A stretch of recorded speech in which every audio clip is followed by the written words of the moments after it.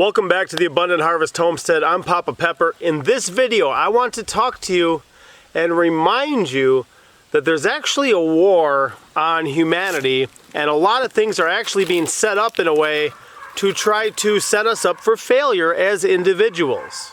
Part of what we went through in returning to the land, moving out of the city, gaining stewardship of a piece of property, and beginning to work with the things on that property to develop it, to make it better for us and better for livestock, a better area to grow plants that are going to be food bearing, was kind of this whole detox from the modern kind of American dream mindset, which is pretty messed up if you really compare it to how life could be. So we're still in that transitional stage because we haven't really reached the fullness of understanding reality. We're still kind of in the checkerboard grid system of all the city streets with all the apartment buildings and filing cabinets for people and stuff like that, with the 9-to-5 job, 40-hour work week, that type of stuff. We're still transitioning out of it. But I want to remind you that there is a war on your freedom. There is so many things that testify and prove that the powers that be really don't want you to be self-sufficient, able to provide for themselves or for yourselves. They want you to be dependent upon them, and they don't really want you to thrive or even in some cases survive. Why would I say that? Well, I love to point to this, but even think back to 2020. There was a time when people were labeled essential and non-essential. Do you remember that? How does it feel to be non-essential for most of you? There was also a time when items at the grocery store were considered essential and non-essential. And non-essential items they would have at the grocery store, and those businesses still wanted to take your money, but they would not sell you the non-essential items. Non-essential items like fishing lures and fishing tackle and fishing poles. They were there, they wouldn't sell you them. Now you could come in every other day during the week and buy a piece of fish from the store, and that would be fine. But to show up once and set yourself up to go fishing and never need to come to the store for fish again, that was not allowed. Not allowed. Do not forget that. There's probably been one time in your entire life that's happened. It was probably in the past 3 years. Do not forget that. I think we're going to see that come back. Another one is seeds. Garden seeds were considered non-essential. I know of stores that I could go to and look at the seeds and they would not sell them. So it would be okay for you to show up every other day, every day even, and pick up some produce for your family. But it was not okay for you to pick up some seeds, plant your garden, and not need to come back, because if you're saving your own seeds, you're going to be able to continue that year after year after year, and you'll be set up to do as we do, to be able to provide more of your own food. Do not forget that. I mention that periodically, and some people, like, even now, they're like, oh, what? When couldn't you buy seeds? Where are you living? I'm like, are you kidding me? I'm out in the country, but I could go to places in like Springfield or other places. You could walk into the Walmart. They would not sell the fishing lures. They would not sell the seeds. How much more in some of those big cities, okay? If they were actually concerned with your livelihood and survival, they would be encouraging you to grow gardens, okay? That's what they would be doing, rather than just encouraging a really marginalized, questionable food to be really cheap. There's a lot of food stuff if you look at the ingredients. That's the really cheap stuff. That's what they want to encourage you to do. Why? Because they're not out for your best interest. They're not out for your health. A healthy person doesn't need to kind of be part of the pharmaceutical, medical system as much as somebody who's unhealthy, and somebody who's self-sufficient or more self-sufficient doesn't need to be part of the commerce as much.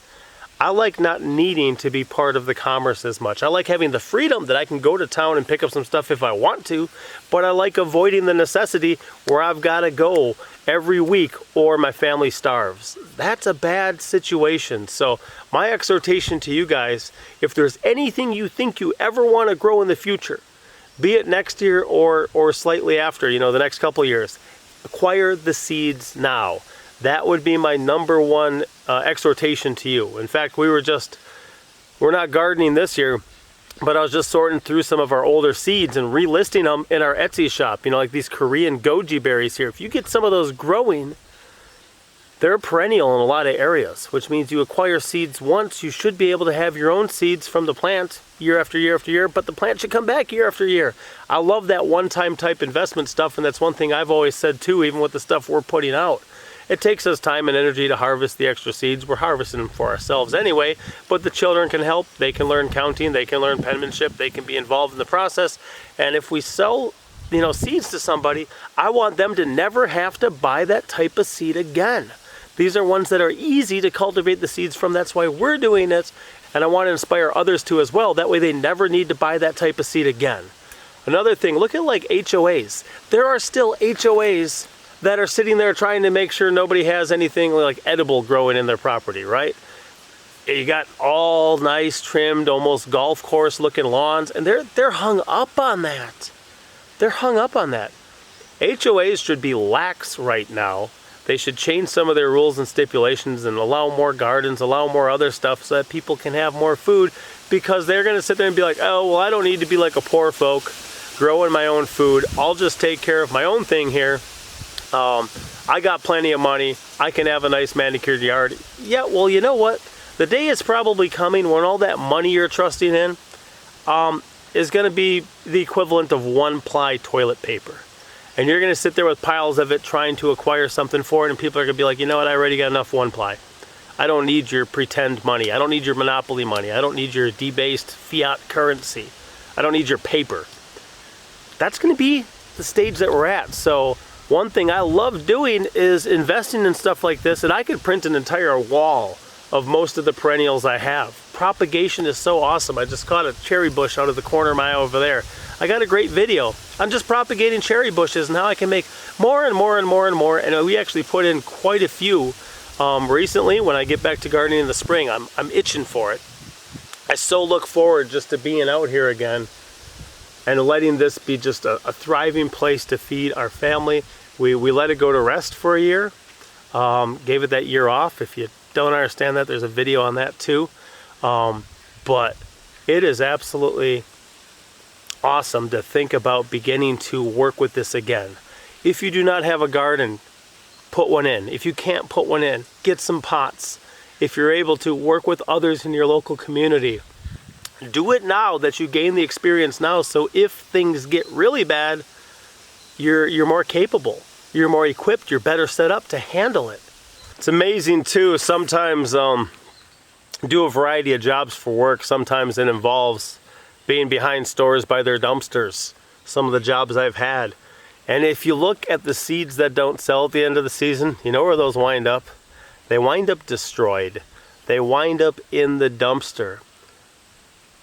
It's amazing. You know, we didn't sell it. We weren't able to turn a profit on it. They were for selling this year, so we're just going to dump them all. And that happens over and over and over again. Guys, there's so much that's set up just against you. They're not betting on you. They don't want to set you up to win. I think it's time that we need to step out of our comfort zone, step out of being a dependent, get back to being a producer. I love producing from this garden. And I'll tell you what, too, we originally put a garden in to drop the cost of our grocery bill. But as we began to save our own seeds, then we dropped the cost of our gardening bill. And as we began to save a whole bunch of extra seeds, then we actually turned a profit on selling the extra. That is so awesome to me, that a place like this, which is simply a nice place to be. A lot of animals live here. There's a lot of animals enlisted in our organic pest control posse. Oh, the honeybees like it too. But a place like this can not only provide food for my family, but can help lighten our financial load too. That is marvelous to me. I don't take that as a small thing.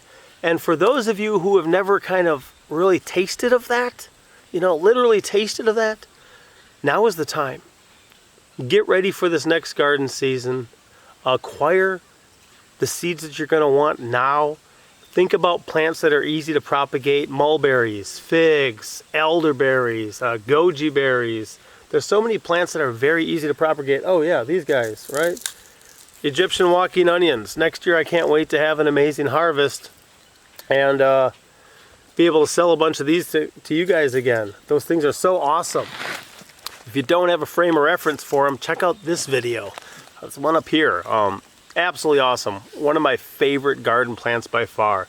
But now is the time that if they're not going to encourage you, if they're not going to bet on you, if they're not going to set you up for success, then DIY. Do it yourself. Even if it means stepping outside of your frame of reference, your comfort zone. I was reading old books from back in the day, and there would be people who would have all sorts of their garden harvest collected and canned up and put in their root cellar. They would have all sorts of trees cut down and firewood cut to length and split, and they'd be prepared, and they'd sit there at the end of the fall and they'd be like, okay, here's our supply of food that we made ourselves. Here's our firewood. We're going to make it through the winter. There's so many people who just don't even have that sense of return on investment where they set themselves up for success and are like, all right, we did it. We did it. I love that feeling. I don't want to rob myself or others of that feeling of accomplishment. I think it's important, so I just wanted to come out here today. I wanted to take a look at it again. Haven't spent much time here this year. We've been letting it, sit fallow, but I'm excited to get back to it. And as I contemplate, I was just next door to Baker Creek recently. Some friends were stopping in there. I had them pick me up some stuff that I wanted to make sure I had good, viable seeds of. And seed storage is important too. There's a good gardening video you guys should definitely check out as you try to get your mind right heading into this stuff. So I got some other things to do today, but I wanted to give this word of encouragement to you guys. They're setting it up for failure. They don't want you to thrive. They don't want you to survive. Now, I don't plan on making it out of here alive, but while I'm here, high five. No, I'm kidding. While I'm here, I want it to be a blessing, and I want it to be better than it would have been if I did nothing. Absolutely. This is so awesome to see the return we've got on this investment already, and I can't wait as we continue to save our own seeds, get plants that are better for our area, because their grandparents, their great-grandparents, have grown here, and continue to amend the soil and make it richer, a better growing medium every time. I love it. I can't wait. And if you're interested, I'll have a link in the pinned comment for our Etsy shop. We're also selling some incredibly priced ram skulls right now. That's because people are buying them, and we generate them, but the seeds we try to have reasonably priced for anyone who's interested in getting started yourself, and the goal is to never buy them again. So check it in the description or the linked comment. I'll see you next time. Papa out.